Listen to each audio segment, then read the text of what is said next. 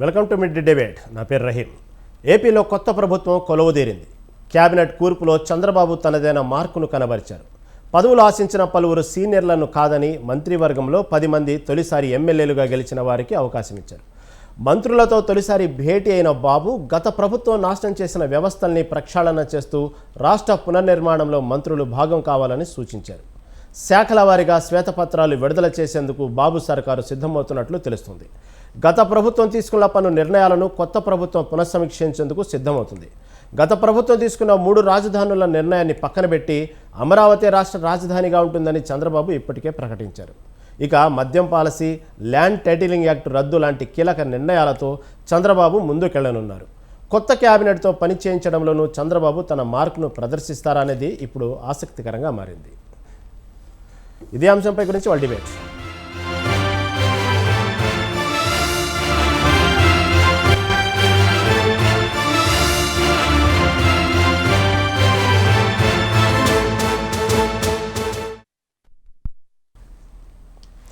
అందరూ ఆశించినట్లయినా కొత్త ప్రభుత్వం నిన్న ప్రమాణ స్వీకారం చేసింది. కానీ రాష్ట్ర పరిస్థితులు చాలా ఘోరంగా ఉన్నాయి. గత 5 ఏళ్లలో నిరుద్యోగ సమస్యలు, రాష్ట్రానికి పెట్టుబడులు లేక రాష్ట్రం అప్పుల కుప్పగా మారిన పరిస్థితుల్లో కొత్త ప్రభుత్వం కొలువు తీరిన వేళ ప్రజల ఆశలన్నీ కొత్త ప్రభుత్వం మీద పెట్టుకుంది. అదేవిధంగా చంద్రబాబు అతను మార్కు ప్రదర్శిస్తాడా లేదనేది ఇప్పుడు చర్చనీయాంశమైంది. ఇదే అంశంపై మనతో పాటు చర్చించడానికి సిద్ధంగా ఉన్నారు మన్నెం కోటేశ్వరరావు గారు, రాజకీయ విశ్లేషకులు. నమస్తే అండి. నమస్తే. అదేవిధంగా పెద్దిరెడ్డి రవికిరణ్ గారు, బీజేపీ రాష్ట్ర అధికార ప్రతినిధి. నమస్తే అండి. కోటేశ్వర గారు, ముందుగా మీరు చెప్పండి. అనుకున్నట్టుగానే అన్ని కరెక్ట్గా సమయానికి నిన్న చంద్రబాబు గారు ప్రమాణ స్వీకారం చేశారు. కొత్త మంత్రివర్గంతో, కొత్త ముఖాలతో అంతా చాలా కోలాహలంగా. అటుపక్క చూస్తే ఎన్డీఏ మోడీ గారు రావటం కానివ్వండి, అమిత్ షా, చాలా ఆహ్లాదకరంగా జరిగింది వాతావరణం. ఎంతటి ఆహ్లాదకరంగా జరిగిన వాతావరణం ఎలా ఉందో నిన్నటి ప్రమాణ స్వీకారం. రాష్ట్రాన్ని కూడా కొత్త ఆశలు, కొత్తగా ప్రజల కోరికలు అన్నీ చిగురిస్తాయా? అసలు అమరావతి నుంచి పాలన సాగుతుందా? మనం ఎలా ఎక్స్పెక్ట్ చేయొచ్చు అంటారు?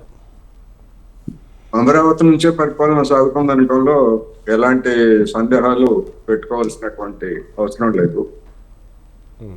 ఒకవేళ మళ్ళా తర్వాత ఎవరైనా చంద్రబాబు నాయుడు గారి తర్వాత కావచ్చు, లేదా ఈ కూటమి ప్రభుత్వం తర్వాత మళ్ళా ఎవరైనా అధికారానికి వచ్చి మళ్ళా ఒకవేళ రాజధాని మార్పు ఇట్లాంటి ఎవరైనా పిచ్చి ఆలోచనలు కనుక చేసేట్లయితే అటువంటి దానికి ఆస్కారం లేకుండా ఉండే విధంగా ఏదైనా చట్ట సవరణ లేదా ఒక చట్టపరమైనటువంటి రక్షణ కల్పించాల్సినటువంటి అవసరం కూడా ఉందనేది ఈ సందర్భంగా నేను చెప్పదలుచుకున్నాను.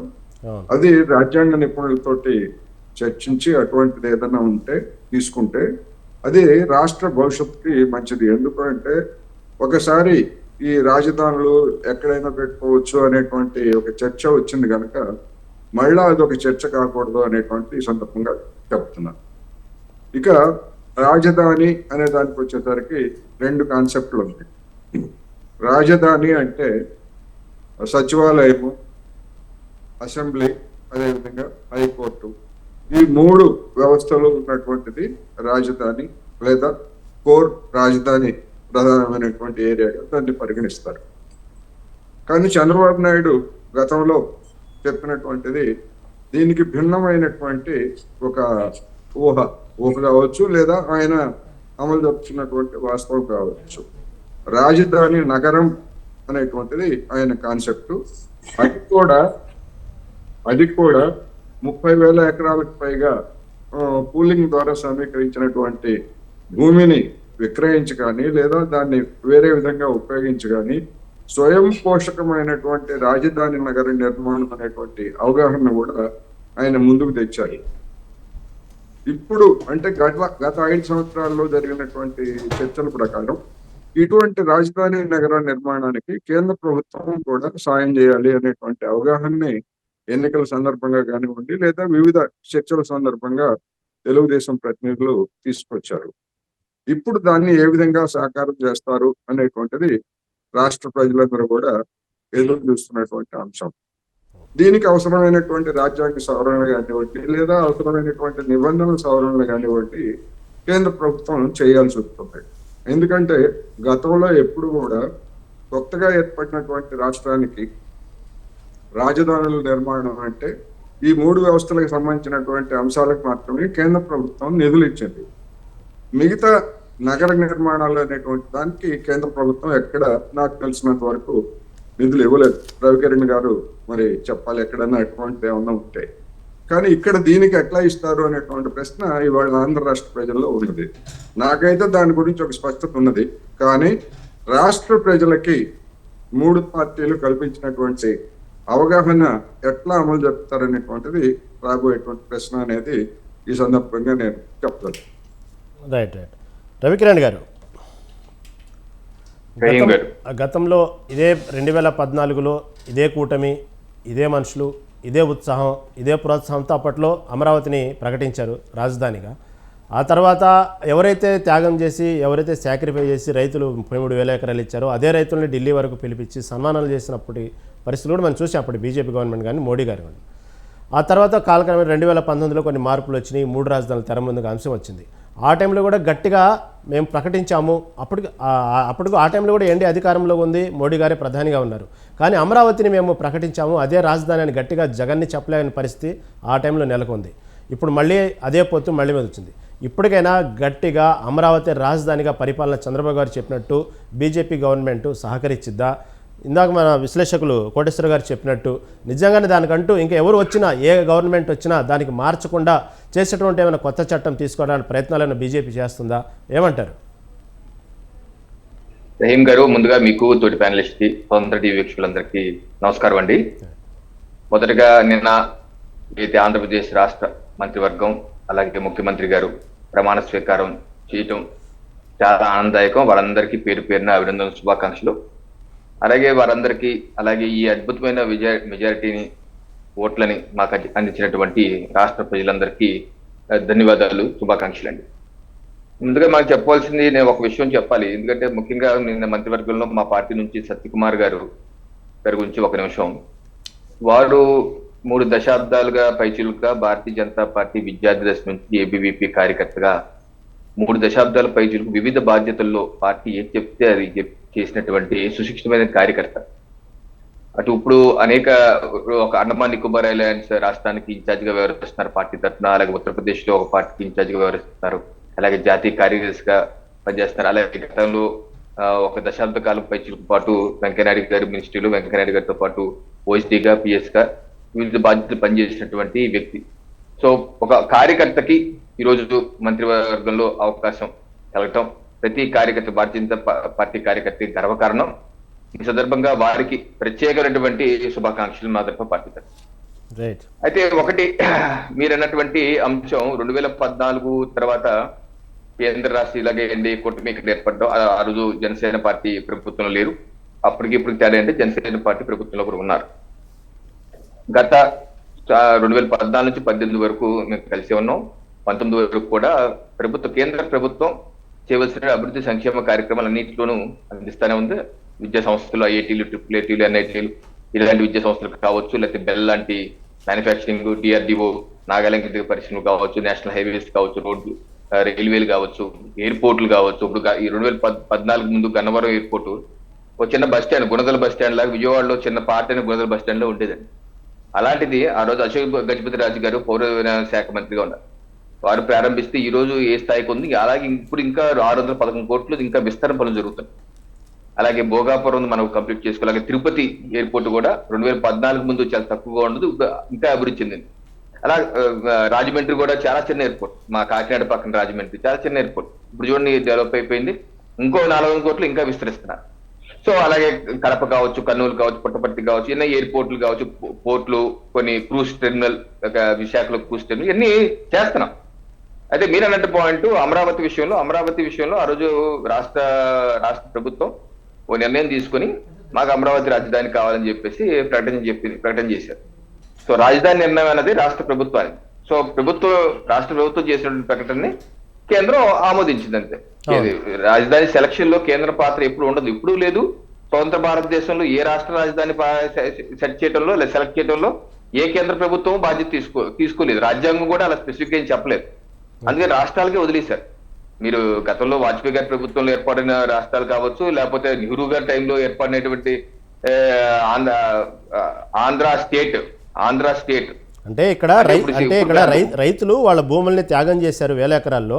దాన్ని త్యాగం చేసిన గుర్తింపుగా అప్పట్లో మోడీ గారు కూడా పిలిచి సన్మానం చేసే సందర్భం ఉంది కదా, అందుకు అంటున్నాను అనమాట. మీరు ఇందాక మీ పలుకుల్లో కేంద్రం సెలెక్ట్ చేసింది, కేంద్రం చేసింది అంటున్నారు కదా, సో దాని వీక్షకులు క్లారిఫికేషన్ ఇవ్వాలి. దానిలో సెలక్షన్ లో కేంద్ర పాత్ర ఉండదు, ఏ రాష్ట్రం లేదు. అందుకని చెప్తున్నాయి జవహర్లాల్ నెహ్రూ వరకు అందుకే అంటే రైతుల ఆంధ్ర రాష్ట్రం 53లో ఏర్పడింది. అప్పుడు కూడా సెలక్షన్ నెహ్రూ గారు చేయలేదు, అప్పుడు చేసింది ఇక్కడ ఉన్నటువంటి పెద్దలే చేసుకున్నారు, కర్నూలు రాజధాని కావాలని. సో నేను అనేది ఏంటంటే ఈ రోజు తర్వాత అమరావతి ప్రాంతం సెలెక్ట్ చేసుకున్నాక కేంద్ర ప్రభుత్వం అన్ని విధాలుగా సహకరించింది. ఇందాక పెద్దల కోటేశ్వరరావు గారు చెప్పినట్టు అసెంబ్లీ నిర్మాణం కావచ్చు, సెక్రటేరియట్ కావచ్చు, సహకరించింది. అలాగే ఎప్పుడు లేని విధంగా ఆ రైతులకి, భూములు ఇచ్చిన రైతులకి ట్యాక్స్ ఇన్సెంటివ్స్ కూడా ఇచ్చింది, పన్ను రాయితీలు కూడా ఇచ్చింది. ఏ రాష్ట్రానికి అలా చేయలేదు, పన్ను రాయితీలు ఇవ్వటం. అలాంటిది ఈ రాష్ట్రానికి అదనంగా కూడా చేసింది. అలాగే వివిధ రుణాలు కూడా ఇప్పించింది, వివిధ సంస్థల ద్వారా రుణాలు కూడా ఇప్పించారు. సో మా ఎన్డీఏ ప్రభుత్వంలో కొంతవరకు సాగింది. అయితే ఇలాగా ఒక రాజధాని ప్రకటన చేశాక మరో ప్రభుత్వం వచ్చి రాజధాని మార్చేయటం అనేది స్వతంత్ర భారత చరిత్రలో ఎప్పుడు జరగలేదు రహీం గారు. ఇది ఒక కొత్త way of it's kind. So ఇటువంటి విధానాలు ఇప్పుడు మనకి మహారాష్ట్రలో 2 క్యాపిటల్స్ ఉన్నాయి, ముంబై ఉంది, పూణే ఉంది. అయితే మొత్తం తీసేస్తారనలేదు వాళ్ళు. పూణే కూడా ఒక అసెంబ్లీ పెడతారు, ఒక సెషన్ అక్కడ జరుగుతుంది. అలాగే కర్ణాటకలో కూడా బెల్గావిలో ఒక సెషన్ నడుస్తుంది, బెంగళూరులో సెషన్ నడుస్తుంది, బెల్గావిలో సెషన్ నడుస్తుంది. అలా ఉన్నాయి కానీ ఎక్కడ మొత్తం నేను పెరిగేస్తాను, పీకేస్తాను, మార్చేస్తాను అన్న రాష్ట్రాలు ఏం లేవు. So it's first of it's kind. So అందుకని దీనికి ఏం చేయాలి? కేంద్ర ప్రభుత్వ పరంగా అయితే కేంద్ర ప్రభుత్వానికి ఇప్పుడున్నటువంటి రాజ్యాంగం అనుసరించి మాకు పవర్స్ లేవు అని చెప్పి సుప్రీంకోర్టుకి ఎఫిడవిట్ ఇచ్చారు, హైకోర్టుకి ఎఫిడవిట్ ఇచ్చారు. ఇది రాష్ట్ర ప్రభుత్వ నిర్ణయాలు అన్నారు. బట్ కోటేశ్వరరావు గారు అన్నట్టు గతంలో రేపు ఏమైనా ప్రభుత్వం వచ్చి, ఎల్లుండి ఏమైనా ప్రభుత్వం ఏదైనా వచ్చి వీళ్ళు మారుస్తా కూర్చుంటారా? అలా ఇప్పుడు ఈ సమస్య ఈ రాష్ట్రానికి కూడా వచ్చింది. ఈ సమస్య రేపు మళ్ళీ వేరే రాష్ట్రం కేరళకి రాదని గ్యారంటీ ఉందా, లేకపోతే గుజరాత్ కి రాదని గ్యారంటీ ఉందా, లేకపోతే వేరే రాష్ట్రం గ్యారంటీ ఉందా? సో ఇటువంటి దాని మీద ఒక అధ్యయనం అయితే చేయాలి. దీన్ని ఏ రకంగా చేయాలి, ఎలా చేయాలని మాత్రం రాజ్యాంగ నిపుణులతో కూర్చొని అధ్యయనం చేయవలసిన అవసరం అయితే ఉందని నేనైతే వ్యక్తిగతంగా భావిస్తున్నాను. ఎందుకంటే మన రాష్ట్రంలో సృష్టించబడ్డటువంటి సమస్య ఒక రాజకీయ సమస్య, అది ప్రజా సమస్యగా మారిపోయింది. వాళ్ళు రాజకీయ కోణంలో నిర్ణయం తీసుకున్నారు కానీ విస్తృత ప్రజల నిర్ణయం తీసుకోకుండా రాజకీయ కోణంలో తీసుకున్నారు. సో ఇలాగా వచ్చే ప్రభుత్వాలు ఇలా తీసుకుంటే ఏంటి పరిస్థితి అన్నది ఆలోచించాల్సిన అవసరం ఉంది. దాని మీద ఏం చేస్తారు చూద్దాం. అవునవును, అలాంటివి ఉండాలండి. అలాంటి నిర్ణయాలు అనేది కొంచెం తీసుకుంటేనే నెక్స్ట్ జనరేషన్ కూడా భయం లేకుండా కొత్త పార్టీలు వచ్చినా కూడా అలాగే ఉంటుంది. దాని మీద చర్చిద్దామండి. ఓకే, ఇప్పుడే మనతో పాటు జాయిన్ అయ్యారు డాక్టర్ ఏఎస్ రావు గారు, టీడీపీ రాష్ట్ర అధికార ప్రతినిధి. నమస్తే అండి. ఇప్పుడే కోటేశ్వరరావు గారు కొత్త పాయింట్ తీసుకొచ్చారు. అంటే 2014లో అమరావతిని రాజధానిగా ప్రకటించారు, తర్వాత 2019లో దాన్ని మార్చి మళ్ళీ వైజాగ్ అన్నారు. ప్రస్తుతం మళ్ళీ చంద్రబాబు గారు సీఎంగా ఉన్నారు, అమరావతి రాజధానిని నిన్న ప్రకటించేశారు, ప్రమాణ స్వీకార సందర్భం కూడా చెప్పారు. కోటేశ్వర గారు చెప్పినట్టు మళ్ళీ ఇంకొక ప్రభుత్వం, కొత్త ప్రభుత్వం, ఏ ప్రభుత్వం 5 సంవత్సరాలే కదా, మామూలు ఆశలు అయితే ఉంటాయి, 25 ఏళ్ళు ఉంటాం, 30 ఏళ్ళు ఉంటాం అనేది ఎవరికైనా ఆశ ఉన్నది. కానీ మనకు ప్రజలు ఇచ్చేది మాత్రం 5 సంవత్సరాల అధికారం. కాబట్టి 5 సంవత్సరాల తర్వాత పబ్లిక్ జడ్జిమెంట్ ఎలా ఉన్నా మళ్ళీ కొత్త ప్రభుత్వం వచ్చినా మళ్ళీ రాజధాని మార్చకుండా ఉండాలంటే దానికి సంబంధించిన ఏం చేయాలి, నిర్ణయాలు ఎలా ఉండాలి, దానికి సంబంధించినటువంటి లా అండ్ ఆర్డర్స్ ఎలా ఉంటాయి, ఇవన్నీ తీసుకోవటం మంచిది అన్నట్టు సలహా ఇచ్చారు. ఎందుకంటే జగన్ గారు అక్కడికి మార్చడానికి ముందు చెప్పింది అక్కడ సరైనటువంటి శాశ్వతమైనటువంటి బిల్డింగ్ లేవు, అన్ని టెంపరీ బిల్డింగ్స్, ఎన్నో కమిటీలు వేసి అంతా రాజధాని ఇక్కడైతే మంచిదని ఎన్నో కమిటీలు వేసిన తర్వాత కూడా ఇది కరెక్ట్ అనువైన ప్రదేశం కాదు అంటూనే కట్టిన కట్టడాలు కూడా శాశ్వతమే కాదు, కాబట్టి మంచి బిల్డింగ్స్, మంచి పరిపాలన అంతా వైజాగ్లో ఉందని మార్చారు. ఈసారైనా చంద్రబాబు గారు శాశ్వతమైన బిల్డింగ్లు కట్టి అమరావతి రాజధానిగానే ఉండే విధంగా ఏ ప్రభుత్వం వచ్చినా కూడా మారకుండా ఉండే విధంగా ఏమైనా దానికి సంబంధించిన చట్టపరమైన చర్యలు తీసుకున్నారా, ఏమంటారు? ముందుగా మీకు ప్యానల్ వాళ్ళందరికీ కూడా, మీ స్వతంత్ర ఛానల్ వీక్షిస్తున్నటువంటి ప్రేక్షకులందరికీ కూడా అందరికీ శుభాకాంక్షలు తెలుపుతున్నాం. ఎందుకంటే ప్రజాస్వామ్యాన్ని పూర్తిగా విశ్వసించే, ప్రజాస్వామ్యాన్ని నమ్మే, ప్రజాస్వామ్యబద్ధంగా పరిపాలించేటువంటి ఒక ప్రభుత్వం అక్కడ ఏర్పడింది. ఇది ఒకటే మాట, దీనికి చాలు మీరు అడిగిన ప్రశ్నకి. ఎందుకంటే ఎవరైనా కానీ ప్రజాస్వామ్యంలో ఒక డెమోక్రటిక్ సిస్టంలో ఒక పొలిటికల్ పార్టీ నడిపిస్తే వాళ్ళు అధికారంలోకి వచ్చినప్పుడు గత ప్రభుత్వం ఏదైతే అభివృద్ధి పునాదులు వేసిందో దాన్ని కంటిన్యూ చేస్తారు ఎవరైనా కానీ. ఒక ప్రజాస్వామ్యాన్ని అక్కస్సుతో, ఒక పరిపాలన అక్కస్సుతో పరిపాలించే వాళ్ళు ఇలాంటి విఘాతాన్ని కలిగిస్తారు. దానికి పరిణామం ఏందనేది ప్రజలు ఈరోజు చెప్పారు. ఎందుకంటే ఆ రోజు జగన్మోహన్ రెడ్డి ప్రతిపక్ష నాయకుడిగా ఉన్నప్పుడు అమరావతి రాజధానికి పూర్తిగా నేను అనుకూలం అని చెప్పేసి ఆ రోజు అనుకూలత వ్యక్తం చేసినటువంటి వ్యక్తి అధికారంలోకి రాగానే ఒక అక్కసుతోటి అది ఆ క్రెడిట్ అంతా ఈ యొక్క తెలుగుదేశం ప్రభుత్వానికి వెళ్తుంది, చంద్రబాబు నాయుడు గారికి వస్తుందని చెప్పేసి కేవలం ఒకటే ఒక కారణం చేత ఒక అక్కసుతోటి ఒక ఓర్వలేనితనంతో ఇక 3 రాజధానులు అని చెప్పేసి ఆ రాజధాని తీర్పు చేస్తాను అనేక కారణాలు చూపించి. ఎందుకంటే ఒక రాజధాని నిర్మాణం అంటే ఇంత 30,000 ఎకరాలు వీళ్ళతో రైతులతోటి అది భూమి సమకూర్చుకున్న తర్వాత రైతులకు కూడా సన్మానించిన తర్వాత అక్కడ ఒక భవ్యమైన రాజధాని రూపకల్పన చెందిన తర్వాత నువ్వు ఇలాంటి నిర్ణయం తీసుకోవడం అనేది ఇది ప్రజా వ్యతిరేక నిర్ణయం. ఇది దానికి ప్రజలు ఏ విధంగా మ్యాండేట్ ఇవ్వాలో ఇచ్చారు. అదేగాక కోటేశ్వర గారు అన్నట్టు ఇప్పుడు ఒక ప్రభుత్వము ఇక్కడ రాజధాని నిర్మించిన తర్వాత అది మొత్తం ఆచరణ సాధ్యమయ్యే టైంకి మళ్ళీ ఇంకో ప్రభుత్వం వచ్చి తీసేస్తే అది దేశం కాదు, బహుశా ప్రపంచవ్యాప్తంగా ఎక్కడ కూడా అలాంటి విషయాలు ఎక్కడ జరగలేదు. ఎందుకంటే ఒక ప్రభుత్వం ఒక రాజధాని నిర్మిస్తే రాజధాని మొత్తం అక్కడ నిర్మాణం చేపట్టిన తర్వాత అది ప్రజాధనం. అక్కడ ఆ ప్రభుత్వం ఏ ప్రభుత్వం అధికారంలోకి ఉన్నది, పార్టీ అధికారంలోకి ఉంది, ఆ పార్టీ కార్పొరేట్ ఫండ్తో కాదు, వాళ్ళ సొంత డబ్బులతో నిర్మించింది కాదు, ప్రజల యొక్క కష్టార్జితంతో వచ్చినటువంటి ట్యాక్స్ డబ్బులతోటి ప్రజల యొక్క కష్టార్జితంతో వచ్చిన ప్రజాధనంతో అక్కడ రాజధాని నిర్మిస్తున్నారు.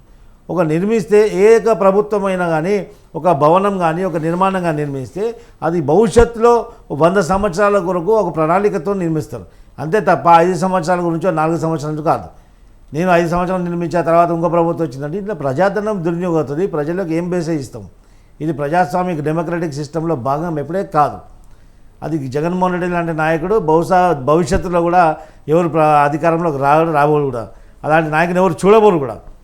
ఎందుకంటే ఇప్పుడు ప్రజలకు కానివ్వండి, రాజకీయ వ్యవస్థలకు కానివ్వండి, ఈ యొక్క రాజధాని మీద అపోహలు అనేది అవసరం లేదు. మోదీ గారు కూడా సముఖత వ్యక్తం చేశారు. గన్నవరం ఎయిర్పోర్ట్, అందుకే గన్నవరం ఎయిర్పోర్టు గతంలో చూశారు, ఈరోజు చూశారు ఏ విధంగా ఉంది. అలాగే అనేక రంగాలలో అభివృద్ధి దశలో గతంలో చంద్రబాబు నాయుడు గారి ప్రభుత్వం, ఈరోజు సంకీర్ణ ప్రభుత్వం అలయన్స్తో ఒక కూటమితో ఉన్నటువంటి ప్రభుత్వం, కేంద్ర ప్రభుత్వం కేంద్ర బీజేపీ పార్టీ కూడా దీంట్లో భాగస్వామ్యం. అదేవిధంగా 100% స్ట్రైక్ రేట్ తెచ్చుకున్నటువంటి జనసేన పార్టీ కూడా, అందరూ కూడా మొత్తం ఒకరం కూడా అందరి యొక్క ఆలోచన ఏంటంటే ఈ యొక్క ఆంధ్రప్రదేశ్ రాష్ట్రాన్ని అభివృద్ధి దిశగా తీసుకెళ్లాలి. ఏకైక లక్ష్యంతో ముందుకెళ్తున్నాం.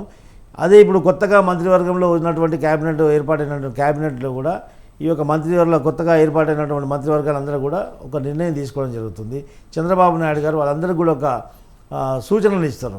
ఏ విధంగా మీరు ప్రజలను అడ్రస్ చేయాలా, ఏ విధంగా మనం గతంలో ప్రభుత్వం చేసినటువంటి తప్పిదాలు మనం ఏ విధంగా చేయకూడదని చెప్పేసి అన్నీ కూడా నిర్ణయం తీసుకోవడం జరుగుతుంది. ఈ యొక్క రాజధాని విషయంలో ఎవరికి ఏ విధమైనటువంటి అపోహలు అవసరం లేదు.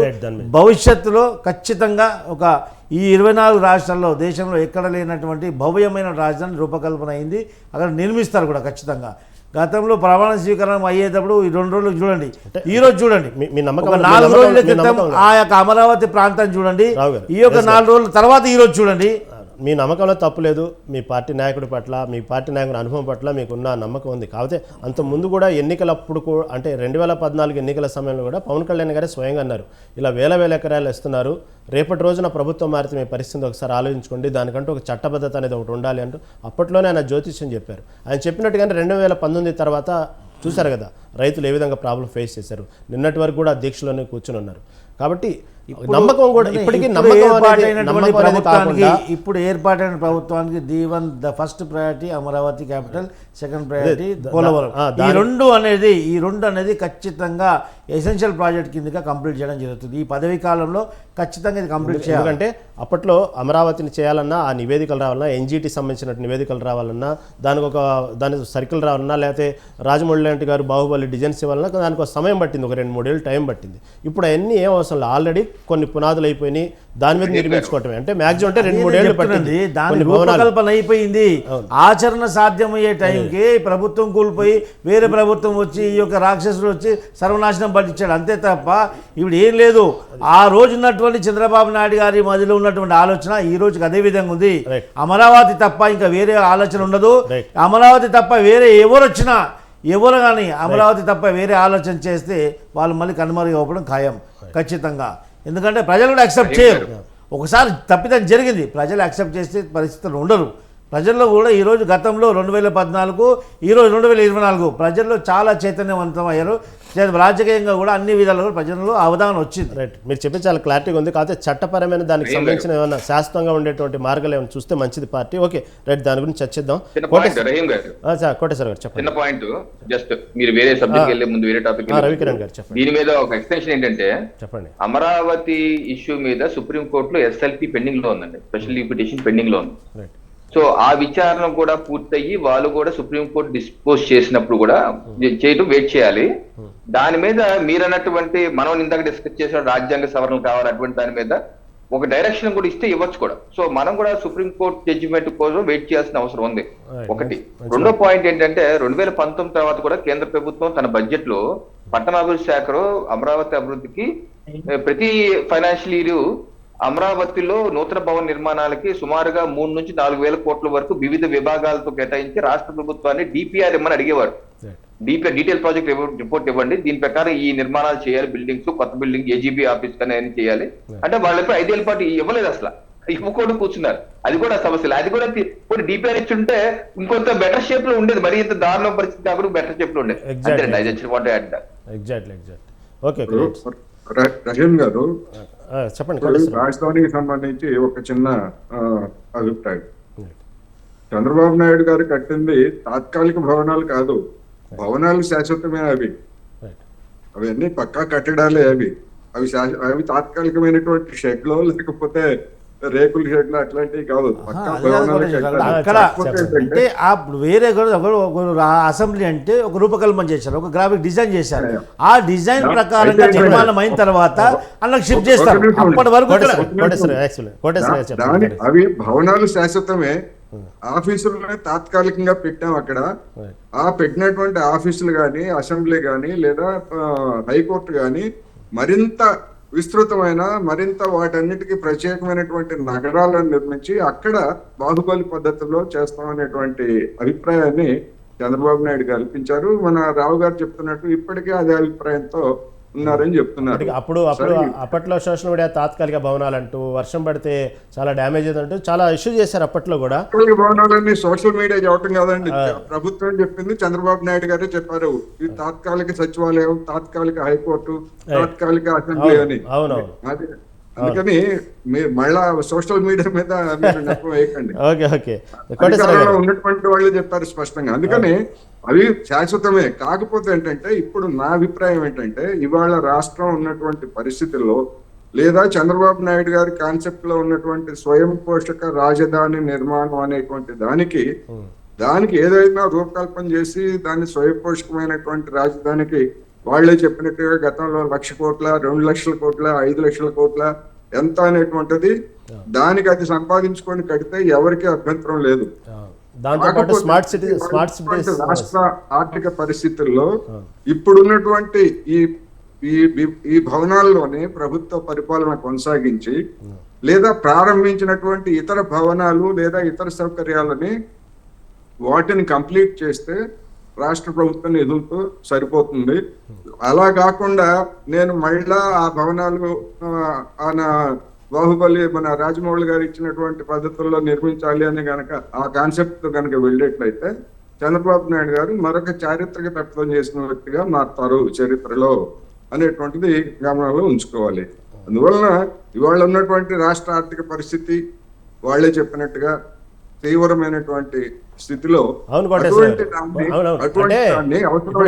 కోటేశ్వర గారు, సంక్షేమ పథకాలు చూస్తున్నట్టయితే ఇప్పుడు చూసుకున్నాం మనం, 2 తెలుగు రాష్ట్రాలు కానివ్వండి, సంక్షేమ పథకాలు అనేవి ఏ స్థాయిలో ఇస్తున్నారో, సంక్షేమ పథకాలు ఇవ్వటం ఎంతవరకు కరెక్ట్ తెలియదు అంటూనే కొన్ని కామెంట్స్ వస్తున్నాయి. కాకపోతే సంక్షేమ పథకాలకి కొద్ది గొప్ప వ్యతిరేకమైనటువంటి చంద్రబాబు గారు ఈసారి వ్యతిరేకం కాదు సంక్షేమ పథకం అంటే కూడా అభివృద్ధికి ఎక్కువ ఓటేస్తారు.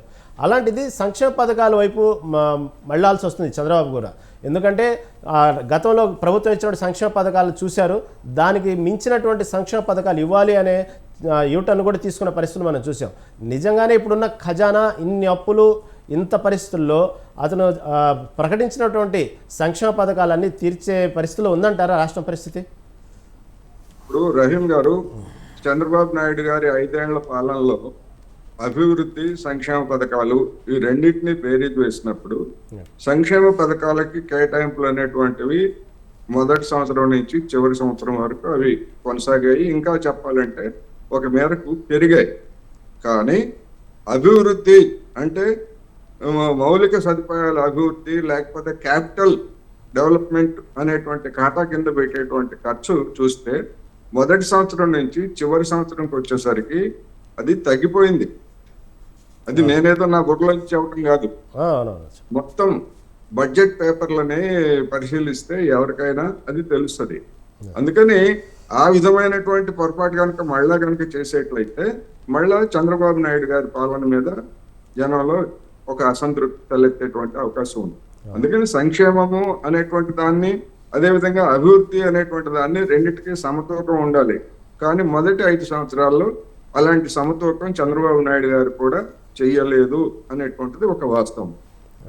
అందుకని మనం ఎప్పుడైనా కానీ చరిత్ర, వర్తమానం ఈ రెండే భవిష్యత్తుకి పునాది అవుతాయి. అందుకని ఆ విధంగా చూసుకున్నప్పుడు అవసరమైనటువంటి ఈ క్యాపిటల్ ఇన్వెస్ట్మెంట్ అనేటువంటి దాని మీద ఏ విధంగా చూస్తారు ఏంటనేటువంటిది మనం బడ్జెట్ ప్రవేశపెట్టిన తర్వాత తప్ప మనకి ఒక స్పష్టత రాదు కనుక దాని మీద మన ఊహాగానాలు లేకపోతే అలా ఉంటాయి ఇలా ఉంటాయి చెప్పక్కర్లేదు. కానీ చంద్రబాబు నాయుడు గారి విధానాలనే మన జగన్మోహన్ రెడ్డి గారు ఆ మౌలిక సదుపాయాలు అనే దానికి ఇంకా దారుణంగా కోత పెట్టేసి కేవలం సంక్షేమ పథకాలకి ఖర్చు పెట్టడం అనేటువంటిది, ఆ కారణంగానే రోడ్లు కానివ్వండి లేకపోతే ఇతరత్ర అన్ని కూడా తీవ్రమైనటువంటి సంక్షోభంలో కూరుకుపోయారు. అందువలన వీటన్నిటిని ఎట్లా బేరీజ్ చేస్తారు అనేటువంటిది ఒక సమస్య అయితే, సూపర్ 6 గా వాళ్ళు చెప్పినటువంటి అంశాలు, వాటికి సంబంధించినటువంటి వాగ్దానాలు, వీటన్నిటిని కూడా అమలు జరపడానికి అవసరమైన నిధుల సమీకరణ కూడా ముఖ్యమైనది. అందుకని సంక్షేమానికిను అభివృద్ధికి ఎక్కడ పోటీ పెట్టాల్సినటువంటి అవసరం లేదు. భారత్ లాంటి దేశాల్లో సంక్షేమం ఉండాలి, అట్ ది సేమ్ టైము అభివృద్ధి కూడా ఉండాలి. ఎందుకంటే సంక్షేమం అనే ఒక్కదానితోనే దారిద్ర్యం తీరదు, లేకపోతే ఉపాధి సమస్య తీరదు కనుక డెఫినెట్ గా సైమల్టేనియస్ గా ఒకదానికి పోటీ పెట్టకుండా సైమల్టేనియస్ గా జరగాలి. అల్టిమేట్ గా జనం తమ కాళ్ళ మీద తాము నిలబడే విధంగా అభివృద్ధి అనేటువంటిది జరగాలి అనేది ఈ సందర్భంగా చెప్తున్నా. ఆ మేరకు మొదటి బడ్జెట్ ని ఏ విధంగా ప్రవేశపెడతారనేటువంటిది మనం చూడాల్సి ఉంది. రైట్. మంచి మాట చెప్పారు. ఎస్ రావు గారు, దాదాపు 12 మంది కొత్త మంత్రులు, 8 మంది పాత మంత్రులు కలయికతో కొత్త ప్రభుత్వం ప్రమాణ స్వీకారం చేయించారు. ఎలా ఉండే అవకాశం ఉంది అంటే కొంతమందిని కొత్త వాళ్ళని అవకాశం ఇచ్చారు, కొత్త ముఖాలు, ఫస్ట్ టైం. ఎలా ప్లాన్ ఏంది, ఎలా నడిపించాలి? అంటే కొత్త వాళ్ళు అయినప్పటికీ కూడా వాళ్ళు 2-3 సార్లు ఈ ప్రభుత్వంలో అది ఎమ్మెల్యేలుగా గెలిచిన వాళ్ళు కూడా ఉన్నారు దాంట్లో. ఎందుకంటే గతంలో జగన్మోహన్ రెడ్డి తోటి ఈ యొక్క అరాచక ప్రభుత్వం నుండి అనేక ప్రజా సమస్యలపైన పోరాటం చేసి అనేక కేసులు ఎదుర్కొని పార్టీకి అండగా ఉండి అనేక మంది ఈ యొక్క ప్రజా సమస్యలపైన పోరాడారు. ఇప్పుడు ఉన్నటువంటి మంత్రివర్గం ఉన్న వాళ్ళందరికీ కూడా సముచిత స్థానం కల్పించాలని అదొకటి. ఇంకొకటి చంద్రబాబు నాయుడు గారి పైన వాళ్ళకు ఉన్నటువంటి నమ్మకం, వాళ్ళకు చంద్రబాబు నాయుడు గారి పైన నమ్మకం. అదేవిధంగా వాళ్ళ యొక్క పనితీరును కూడా ఇది పరిగణలో తీసుకోవడం జరుగుతుంది. ఎందుకంటే ఒక పార్టీకి ప్లస్ ప్రజా సమస్యలపైన అనునిత్యం ప్రజల్లో ఉండడం, వాళ్ళ యొక్క పర్ఫార్మెన్స్ అనేది పార్టీ వర్గాల్లో కూడా అనేక విధంగా చర్చించిన తర్వాతనే వాళ్ళ మంత్రివర్గంలో తీసుకోవడం జరిగింది. ఇక పాత వాళ్ళు అనేక సార్లు మంత్రి పదవులు అనుభవించారు, కొత్త వాళ్ళకు కూడా రావాలా, యువతను కూడా ఎక్కువ ప్రోత్సహించాలని యువకులకు ఎక్కువ కూడా ప్రాధాన్యత ఇవ్వడం జరిగింది. అంటే ఇప్పుడు కొత్త వాళ్ళకి ఎవరైతే ఉన్నారో ఏ శాఖలు ఇవ్వాలి, వాళ్ళ శాఖపరమైనటువంటి ఏ విధంగా చేయాలి, శాఖపరమైన రూల్స్ ఎలా ఉంటాయి, అసలు ఆ శాఖలు ఎలా వస్తాయి? అంటే గతంలో మంత్రి పదవులు కొన్ని ప్రభుత్వాలు చూసుకున్నట్టయితే ఎక్స్పీరియన్స్ ప్రకారమో లేకపోతే వాళ్ళకున్న బేరీజు లేకపోతే ఎంత సీనియారిటీ అని చెప్పేసి మంత్రి పదవులు ఇస్తారు, కానీ ఆ శాఖ మీద సరైన పట్టు అవగాహన ఉండేది. కానీ ఫస్ట్ టైం వింటున్నాం కొత్తగా శాఖలు కేటాయించడంతో పాటు శాఖ గురించి అవగాహన కార్యక్రమాలు, క్లాసులు కూడా చెప్పిస్తారు చంద్రబాబు గారు. ఖచ్చితంగా. ఎందుకంటే తెలుగుదేశంలో ఒక ఆనవాయితీ ఉంది, కార్యకర్తలకు కూడా క్లాసెస్ జరుగుతాయి. కార్యకర్తలకు, నాయకులకు మీడియాని ఏ విధంగా మాట్లాడాలి, ప్రజల్లో ఏ విధంగా వెళ్ళాలని చెప్పేసి క్లాసెస్ అనేది ఎప్పుడు జరుగుతుంటాయి. ఇప్పుడు మంత్రులకు కూడా మీరు ఏ విధంగా చేయాలా, గతంలో ఉన్నటువంటి ప్రభుత్వం ఏ విధంగా ప్రజల్లో అప్రతిష్ట పాలైంది, ఏ విధంగా ప్రజల్లో చెడ్డపేరు తెచ్చుకుంది, మనం ఒక మార్కును వదలాలి. ఎందుకంటే మన పైన ఒకవైపు లోటు బడ్జెట్లో ఉన్నటువంటి ప్రభుత్వం, మళ్ళీ ఒకటి అనేకమైనటువంటి బాధ్యతలు మన పైన ఉన్నాయి. ప్రజలు ఒక ఆశతో ఇంత భారీ మెజారిటీని ఇచ్చారు. ప్రజల్లో మనం ఏం చేస్తాము, మనతోటి మనతో ఆశ, ఈ ప్రభుత్వంపై ఎన్నో ఆశలు పెట్టుకొని మనం ఇంత ఓటేశారు కాబట్టి ప్రజల నమ్మకాన్ని మనం పెట్టుకోవాలా, నిలబెట్టుకోవాలని చెప్పేసి ఈ ప్రతి ఒక్కటి కూడా ఏ చిన్న తప్పిదం కూడా అవకాశం లేకుండా అందరికి కూడా ఒక క్లాస్ చేయడం జరుగుతుంది. పర్ఫార్మెన్స్ ఏ విధంగా ఉండాలి ఈ పర్ఫార్మెన్స్ క్లాస్ చేయడం జరుగుతుంది. ఖచ్చితంగా ప్రతి శాఖ పైన కూడా చంద్రబాబు గారి యొక్క ఆమోదం ఉంటుంది. ఏ నిర్ణయం అయినా కానీ ఖచ్చితంగా ఎవరు కానీ ఇండివిజువల్గా ప్రజా వ్యతిరేక కార్యక్రమాలు ఇక్కడ ఏ విధంగా అయ్యే కార్యక్రమాలు మాత్రం జరగవు. ఎందుకంటే ఈ ప్రాధాన్యత కల్పించి ఎంత ట్రైనింగ్ ఎందుకు ఇస్తున్నారంటే ఈ యొక్క అనుభవం లేని చెప్పేసి ప్రజల్లో వేరే వర్గాలలో కూడా ఇలాంటి విమర్శలు వస్తున్నాయి. కొత్త మంత్రులకు ప్రాధాన్యత ఇచ్చారు, ఇంతటి సమస్యలు ఉన్నటువంటి రాష్ట్రం అని చెప్పారు కదా. ఇంతటి సమస్యలు ఉన్నప్పటికీ కూడా ప్రజా సమస్యలపైన కొత్త మంత్రులు అయినప్పటికీ కూడా ప్రజా సమస్యలపైన వాళ్ళకు అవగాహన ఉంది కాబట్టి వాళ్ళకు అవగాహన ప్లస్ మంత్రివర్గం చంద్రబాబు నాయుడు గారి యొక్క పర్యవేక్షణలో ఈ యొక్క మంత్రివర్గం పనిచేస్తుంది. దాంట్లో భాగంగానే ఆ శాఖలకు సంబంధించి కూడా స్వయంగా చంద్రబాబు గారు ఖచ్చితంగా శాఖలు ఎంత నిధులు ఉన్నాయి, ఎంత అప్పు చేశారు, ఎందుకు చేయాల్సి వచ్చింది, ఆ శాఖపరమైనటువంటి అప్పులు ఏ విధంగా చేశారు, అవన్నీ మొత్తం ట్రాన్స్పరెన్సీగా కావాలి, పబ్లిక్ లో పెట్టాలి. ఖర్చు పెట్టారు, ఇంత ఖర్చు పెట్టారు, ఇంత ఎందుకని పెట్టాలి, తర్వాత దాన్ని ఏ విధంగా మేము నెక్స్ట్ చేయబోతున్నాము, అంటే జరిగిన డ్యామేజ్ని ఏ విధంగా పూడ్చబోతున్నాము, మా పరిపాలన ఏ విధంగా మార్పు చూపించబోతున్నట్టు కూడా ప్రతి మంత్రివర్గంలో కూడా ప్రతి శాఖలో కూడా ఒక శ్వేతపత్రం విడుదల చేయబోతున్నారు త్వరలోనే. మొత్తం అవగాహన వచ్చిన తర్వాత ప్రతి మంత్రివర్గంలో కూడా ప్రతి శాఖలో కూడా శ్వేతపత్రం విడుదల చేయబోతున్నారు. ప్రజలకు పూర్తి ఒక ట్రాన్స్పరెంట్ ప్రభుత్వం పరిపాలన అందించబోతున్నాం ఖచ్చితంగా. రవికిరణ్ గారు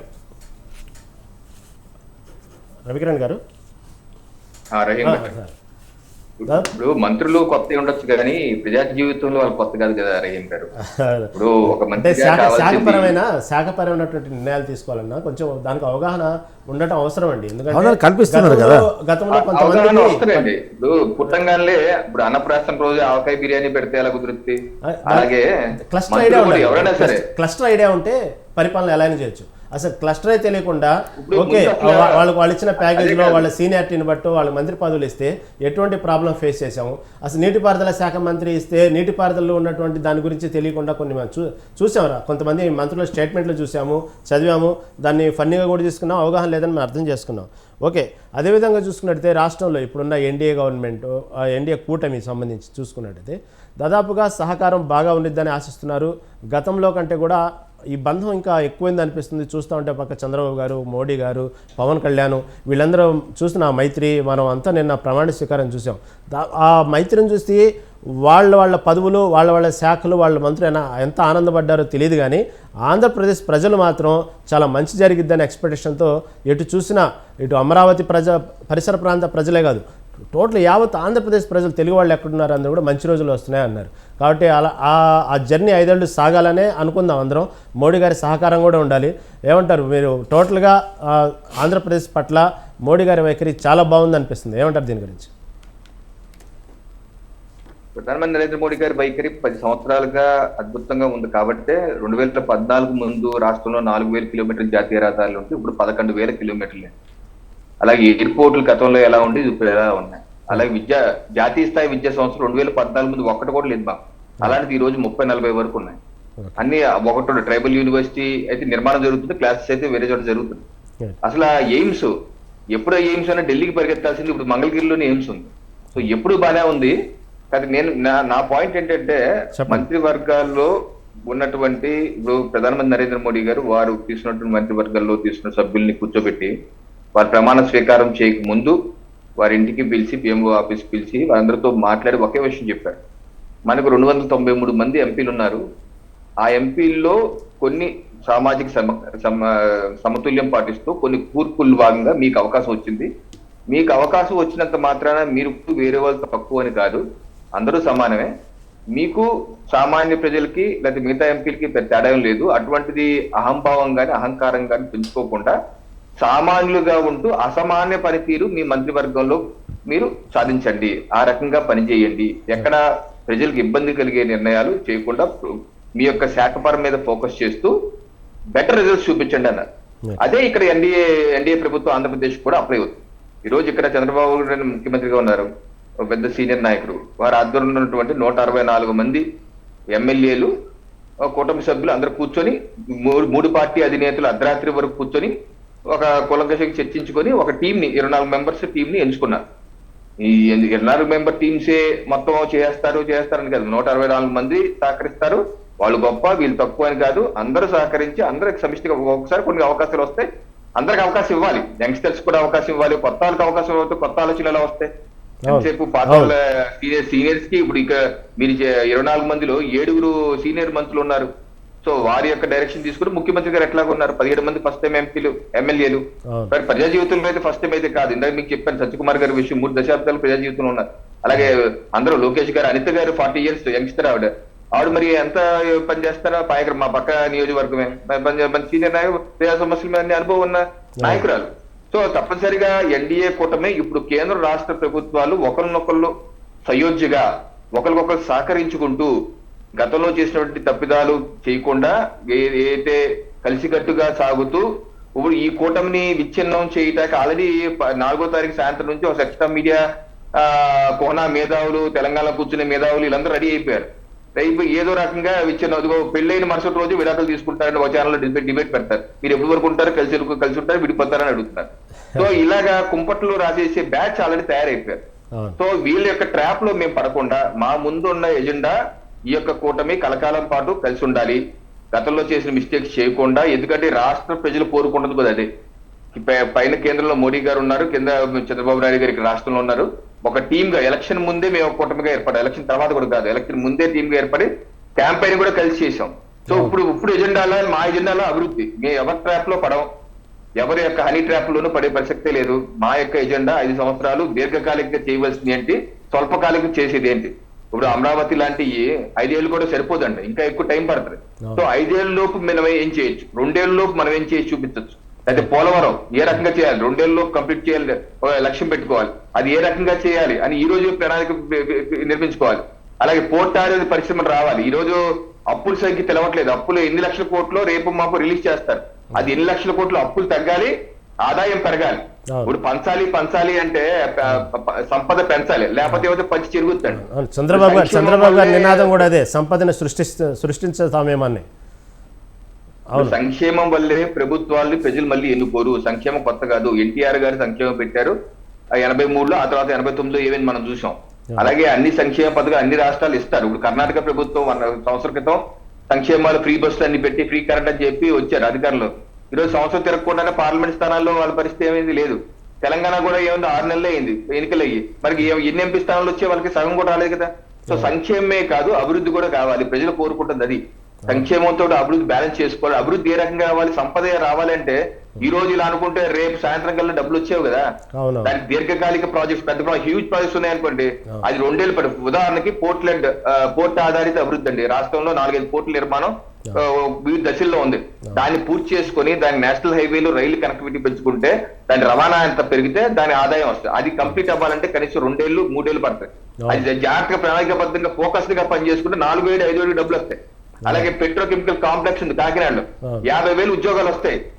ఓకే అంటే ఏంటో సమస్య ఏంటంటే 2017-18లో పెట్రోకెమికల్ కాంప్లెక్స్ కి హెచ్పిసిఎల్, గెయిల్, సెయిల్ కాదు హెచ్పిసిఎల్, గెయిల్ ఈ రెండు కలిపి 50,000 కోట్లు పెట్టుబడి పెడతారు ఇక్కడ పెట్రోకెమికల్ కాంప్లెక్స్. కాకపోతే రాష్ట్ర ప్రభుత్వం 500 కోట్లు చొప్పున 10 ఏళ్ల పాటు 5,000 కోట్లు ఇవ్వాలి.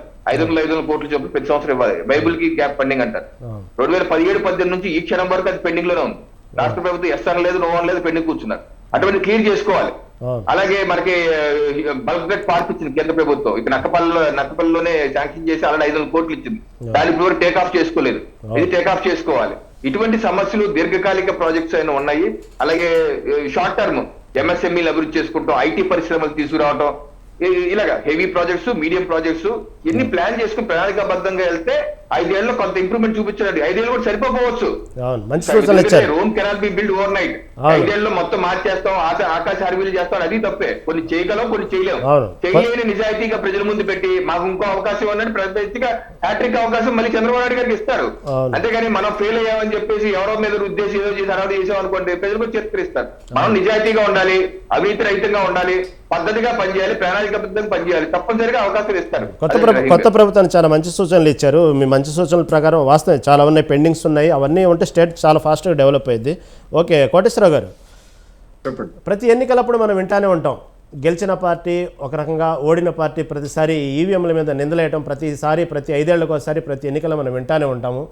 కానీ ఈసారి కొత్తగా ఎవరైతే ముఖ్యమంత్రులు ఉన్నారో, పాత ముఖ్యమంత్రి కొత్త ముఖ్యమంత్రి మీద నెపం వేయటం, ఇవాళ మనం చాలా కొత్త స్టేట్మెంట్స్ విన్నాం. టీడీపీ, బీజేపీ, జేసీపీ అంటే జనసేన పార్టీ వాళ్ళది హనీమూన్ నడుస్తుంది అంటూ మన ఎమ్మెల్సీ మీటింగ్లో జగన్ గారు అంటాం.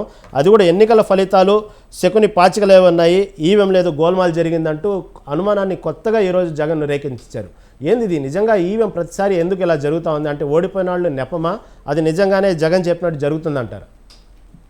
ఇప్పుడు ఈవీఎంల మీద అనేక మంది నాయకులు అనేక అభిప్రాయాలు వెల్లడిస్తున్నారు. గతంలో చంద్రబాబు నాయుడు గారు కూడా కొన్ని సందర్భాల్లో అనుమానాలు వ్యక్తం చేయకపోలేదు, ఆయన కూడా వ్యక్తం చేశారు. ఓకే. కానీ నా అభిప్రాయం ప్రకారం ఈవీఎంలని ట్యాంపరింగ్ చేయొచ్చా అంటే చేయొచ్చు. కానీ మన దేశంలో వాటిని ప్రవేశపెట్టిన తర్వాత ఇప్పటి వరకు ఒక పార్టీకి అనుకూలంగా, గతంలో కాంగ్రెస్ ప్రభుత్వం ఉన్నా లేదా బీజేపీ ప్రభుత్వం ఉన్నా లేదా ఇంకో ప్రభుత్వం ఎవరున్నా కానీ ఆ విధంగా ట్యాంపరింగ్ చేసినటువంటి ఉదంతం ఇంతవరకు దేశంలో జరగలేదు. అందువల్ల డెఫినెట్ గా ఈవీఎంల మీద సందేహాలు, నిత్య సందేహితులు ఎప్పుడు ఉంటూనే ఉంటారు, అందులో ఎలాంటి సందేహం లేదు.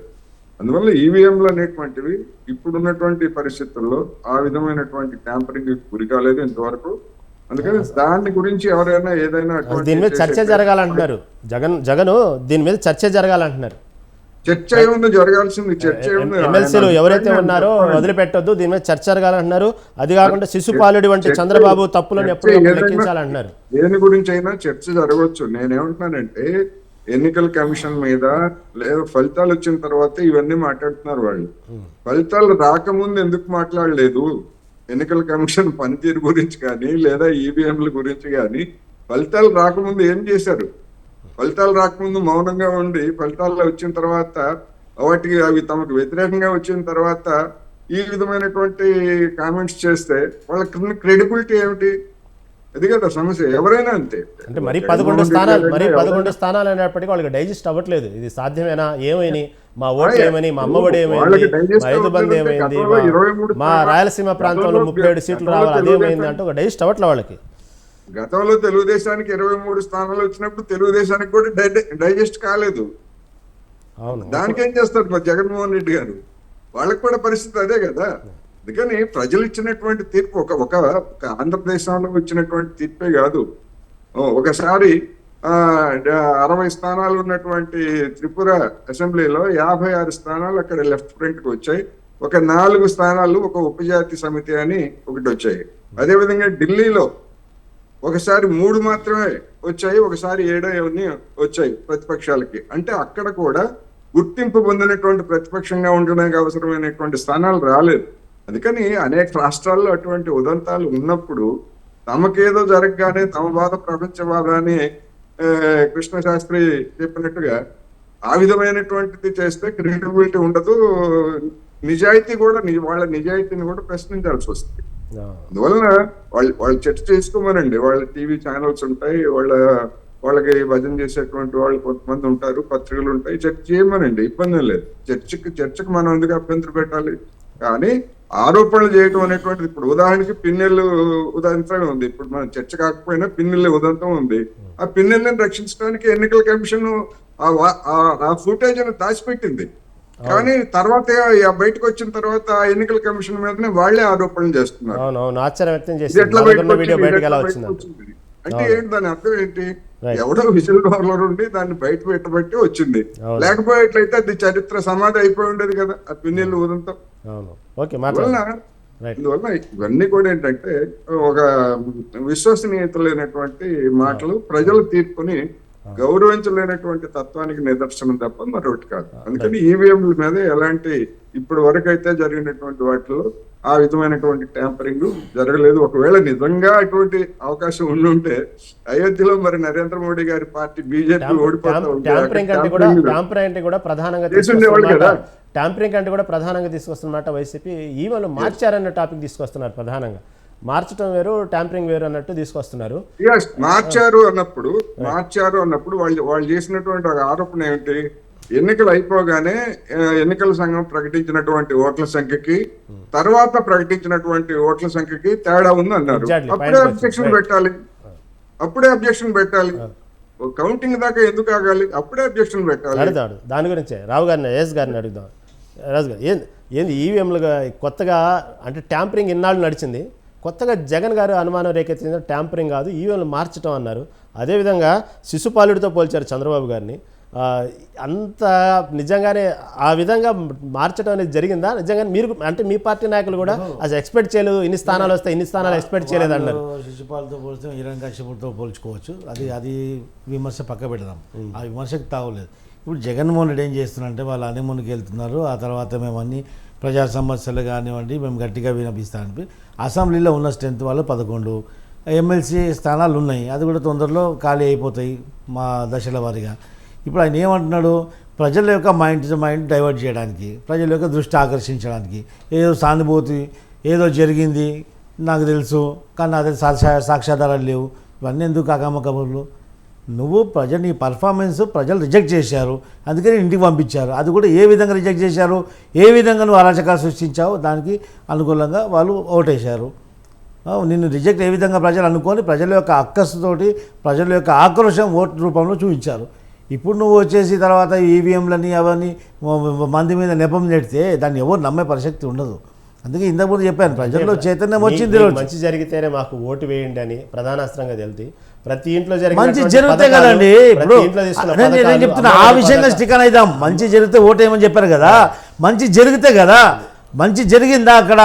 ఈరోజు 24 రాష్ట్రాలలో రాజధాని లేకుండా రాష్ట్రం యొక్క సిగ్గు తీసినటువంటి వ్యక్తి అయినా ఏ విధంగా మంచి జరుగుతుంది చెప్పండి? నేను సంక్షేమ పథకాలు ఇచ్చేస్తున్నాను, మనుషులు సోమరపోతులు చేసేస్తాను అంటే కాదు కదా. సంక్షేమ పథకాలు అవసరమైనప్పటికీ మనకు అభివృద్ధి కూడా సంపాదనలు కావాలి కదా. అభివృద్ధి అనేది అక్కడ మాటలు లేదు, ఊసేతట్లేదు, ఇంకెక్కడ ఉంటుందండి? తన ఉన్నటువంటి మంత్రివర్గంలో మంత్రులు అంటే ఒక రోల్ మోడల్గా ప్రజలకు పరిపాలిస్తున్న వ్యక్తులుగా ఏం మాట మాట్లాడతారు? వీధిరవుడు మాట్లాడినట్టు, ఒక తాగుబోతు మాట్లాడడం, మీ లాంగ్వేజ్ మీ బాడీ లాంగ్వేజ్ మాట్లాడే భాష సభ్య సమాజం యాక్సెప్ట్ చేసే విధంగా ఉందండి. నేను ఇచ్చిన అమ్మఒడి ఏమని, నేను ఇచ్చిన ఒకటో లక్ష ఇచ్చిన ఇంట్లో చేయలేదన్నా, నీ ఇంట్లో చేయలేదు కదా, నీ తాడిపల్లి కొంపల నుంచి చేయలేదు కదా. ప్రభుత్వం ఇది ప్రజల సొమ్మును ప్రజలకు పంచుతున్నావు, ఎవరికైతే లబ్ధిదారులు పంచుతున్నావు. ఆ తర్వాత ప్రజల యొక్క సంపద కూడా పెంపొందించే దృష్టి నీకు ఉండాలి కదా. నీకు భవిష్యత్తు పైన ఏ విధమైన నాలెడ్జ్ లేదు, అవగాహన లేనప్పుడు ప్రజలు గమనిస్తలేరా? వేరే రాష్ట్రాలు చూడండి, పొరుగు రాష్ట్రాలు కూడా ప్రజలు చూస్తున్నారు కదా. నేను ఇప్పుడు చదువుకున్న విద్యార్థులు యువకులు ఈరోజు చదువుకున్న తర్వాత వాళ్ళకు ఉపాధి కల్పన లేకుండా వేరే రాష్ట్రాలకు వలసపోయిన తర్వాత నేను చదువుకొని నా రాష్ట్రంలో నాకు ఉపాధి లేనప్పుడు ఆ ప్రభుత్వం ఎందుకు, ముఖ్యమంత్రి ఎందుకు అని చెప్పి ఆలోచన రాదా? నేను మీకు మంచి చేస్తేనే ఓట్లేనారు కదా. నువ్వు మంచి చేయలేవు, నువ్వు చెడ్డు చేసావు, మొత్తం రాష్ట్రాన్ని చెదరం చేసావు, అందుకని ఇంటికి పంపించారు. అంతకంటే ఇంకేముంది? ఇప్పుడు నువ్వు ఏడు ముఖం పెట్టుకొని నాకు ఏదో జరిగింది, నాకు అయిపోయింది, అమ్మ తాతలు అక్క తాతలు అవ్వ అని చెప్పేసి అక్క చెల్లమ్మలు అని చెప్పి మాట్లాడితే అదే అక్క చెల్లమ్మలు అదే అవ్వ తాతలు నీ మీద దోషులు మళ్ళెత్తి పోసి ఇంటికి పంపించారు. ఎందుకు? అదే అవ్వ తాతల యొక్క మన్మన్లకు ఉపాధి లేకుండా ఆ మన్మన్లు పోయి పొరుగు రాష్ట్రాల్లో బతుకుతుంటే ఆ అవ్వ తాతలు నీకు శపించరా? ఆ దృష్టి ఉండకూడదా? రైట్. రవికిరణ్ గారు, ఎన్నికలకు ముందు చెప్పండి. ఒక చిన్న లెక్క చెప్తాను. 2019 ఎన్నికల్లో వైసీపీ పార్టీకి వచ్చినటువంటి పర్సెంటేజ్ ఆఫ్ ఓట్స్ 50%, 49.86 ఎంత ఉంది. సో 50% వేసుకుందాం. 50% వేసుకుంటే వాళ్ళకి 151 సీట్స్ వచ్చాయి. అదే తెలుగుదేశం పార్టీకి 40%, వాళ్ళకి వచ్చింది 23. అంటే 10% డిఫరెన్స్ కి 23 స్థాయికి టీడీపీకి వచ్చాయి. ఇప్పుడు 2024 చూడండి, వైసీపీకి 40, గతంలో 2019లో టీడీపీకి వచ్చిన పర్సెంటేజే వీళ్ళకి వచ్చింది 40. కాబట్టి ఎన్డీఏ కూటమికి 56%, 15% డిఫరెన్స్ ఉంది. 10%కే వాళ్ళకి 23 స్థానాలు మిగిలితే మరి 16%కి 11 స్థానాలు మిగలటంలో తప్పే ఉంది. సింపుల్ లెక్క కదా. దీనికి అంత ఇదిగా మాజీ ముఖ్యమంత్రి గారు చించుకోవాల్సిన అవసరం ఏముంది, చర్చలు పెట్టాల్సిన అవసరం ఏముంది? ఇంకోటి, వారి వ్యవహారం ఎలా ఉందంటే రోమ్ నగరం తగలబడిపోతుంటే నీరో చక్రవర్తి పిడ్డీలు వాయిస్తూ కూర్చున్నాడు. ఓ పక్క నీ మాజీ ఎమ్మెల్యేలు మీ మాజీ మంత్రులు రోజు ఏకవరు పెడుతున్నారు. ఎందుకు ఓడిపోయావు? నువ్వేదో మహారాయణలాగా అంతఃపురంలో ఉండి రావు బయటికి, ఎవరికి ఆడిషన్ ఇవ్వవు, ఎవరిని కలవరాయన. పెద్ద ప్రాబ్లము. ఐప్యాక్ నమ్ముకున్నాడు, ఐటీ టీమ్ నమ్ముకున్నాడు, వాలంటీర్లు నమ్ముకున్నాడు, కార్యకర్తను నమ్ముకోలేదు, కార్యకర్తను గారి వదిలేశారు, కేవలం సంక్షేమమే అనుకున్నాడు ఆయన. ఇవన్నీ మొత్తం జక్కంపూడి రాజా గారి నుంచి, కేతిరెడ్డి వెంకటరామరెడ్డి నుంచి, కాసాని రాంభూపాల్ రెడ్డి నుంచి, కుర్తి సత్యనారాయణ నుంచి అందరూ ఏకవరం పెడతా. అది వినిపించట్లేదా? అహాకారాలు. నా డిబేట్ లోనే, మేము చేస్తాం ఛానల్ డిబేట్ లోనే, మాకు రెగ్యులర్ గా వచ్చే వైసీపీ ప్యానలిస్టులే నిన్న ఒక ఛానల్లో ఓపెన్ గా అంటున్నారు, అన్నా ఇప్పటికన్నా సరే మా మాట నిన్న ప్యానలిస్టులు మాట వరకు అన్ని విధాలుగా వైసీపీ సపోర్ట్ చేసిన వాళ్ళు, అడ్డదిడ్డ చేసిన పనులన్నిటికీ సపోర్ట్ చేసిన వాళ్ళు మా డిబేట్ లో ఓపెన్ గా ఆహాకారం పెడతారు. ఇప్పటికీ పెడతారు అన్నాలి. ఇప్పటికి కూడా వాళ్ళకి అపాయింట్మెంట్ దొరకలేదు రహీం గారు. అది ఇబ్బంది. మాతో డిబేట్లు వచ్చే 2-3 సంవత్సరాలుగా డిబేట్ వచ్చి వైసీపీ ప్యానలిస్టులకి ముఖ్యమంత్రిగా, గతంలో ముఖ్యమంత్రిగా ఉన్న టైంలో బిజీగా ఉన్నాను, అపాయింట్మెంట్ దొరకలేదు అనుకుందాం కాసేపు. ఈ రోజు ఓడిపోయి ఇంటికే పరిమితం అయ్యి బయటికి 10 రోజులుగా బయటికి రాని వ్యక్తి కనీసం వీళ్ళకి కూడా సమయం ఇవ్వట్లేదు మాట్లాడటానికి. అప్పుడు ఇవ్వలేదు సమయం, ఇప్పుడు ఇవ్వలేదు. ఇంకేమి ఆయన. అవునవును, ఈ మాట చాలా బయట కూడా నడుస్తుంది. రవికిరణ్ గారు ఒక చిన్న క్లారిటీ అండి. కొంచెం నేను అడిగే క్వశ్చన్లు అటు ఇటుగా కొంచెం క్లారిటీగా ఇవ్వండి.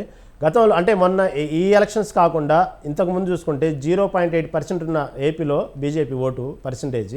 కానీ బీజేపీ చంద్రబాబు పవన్ కళ్యాణ్ కలుస్తున్నారు అనగానే ఎందుకంత డీలా పడుతున్నారు? ఏ పార్టీ అయినా సరే, బీజేపీ ఏ పార్టీతో కలుస్తున్నా ప్రతిపక్షం ఎందుకు డీలా పడుతుంది? ఓటింగ్ చూస్తే పర్సంటేజ్ పెద్దగా ఏం లేదు ఆంధ్రప్రదేశ్లో. ఒకటి, పోల్ మేనేజ్మెంట్ విషయంలో బీజేపీ కలిసిందంటే ఇక ఆ పార్టీ గెలిచిద్ది అనేది ఒకటి రూమరు.